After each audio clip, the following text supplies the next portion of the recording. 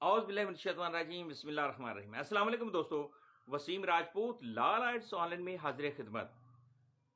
दोस्तों, आज का लेक्चर है क्या मकामी पुलिस एंटी करप्शन के मुकदमात की तफ्तीश कर सकती है।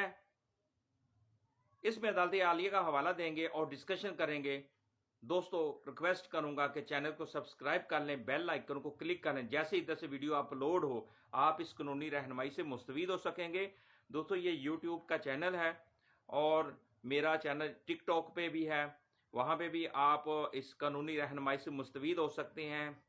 और इस वीडियोस को सदका जारिया समझकर दोस्त आगे शेयर भी किया करें, ताकि जितनी वीडियो आगे जाएगी जिन लोगों को कानूनी रहनुमाई हासिल नहीं है, ताकि वो इस सुनकर मुस्तफीद हो सकें। मुकामी पुलिस एंटी करप्शन के मुकदमात की जो तफ्तीश है वो दोस्तों नहीं कर सकती, उनके पास इख्तियार नहीं है। बेतहाशा केसेस हैं, मुख्तलिफ मासूम लोग, मुकामी पुलिस उनको ब्लैकमेल भी करती है, हरासा करती है। तो आपको अगर कोई मुकामी पुलिस इस तरह हरासा करे तो आप उनके खिलाफ कानूनी कार्रवाई कर सकते हैं।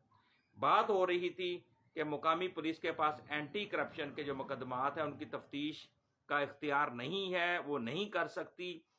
इसके लिए एक बाकायदा तौर पर गवर्नमेंट ने महकमा एंटी करप्शन बनाया हुआ है। उसी महकमे के पास ही जितने भी सरकारी मुलाजमीन हैं उनके खिलाफ कानूनी कार्रवाई, उनकी मुकदमात की जो तफ्तीश है वो महकमा एंटी करप्शन ही कर सकते हैं, तफ्तीश कर सकते हैं। और आम पुलिस जो मुकामी पुलिस है वो एंटी करप्शन के मुकदमात की तफ्तीश नहीं कर सकते। ये दोस्तों अदालत लाहौर हाईकोर्ट की एक जजमेंट है 2015 PCR LJ 379 लाहौर हाईकोर्ट, ये जजमेंट है दोस्तों। तो इस तरह के जो भी मुकदमात होंगे, तो अगर कोई किसी मुलाजम को मकामी पुलिस लेकर चली जाती है, वो उसमें बाद में तफ्तीश करती है, जो भी इस तरह का अगर सीन बनता है तो वो उस पुलिस के पास इख्तियार नहीं है। ये सिर्फ और सिर्फ एंटी करप्शन ही महकमा होगा, वही तफ्तीश कर सकेगा, सरकारी मुलाजमीन के खिलाफ कानूनी कार्रवाई कर सकता है।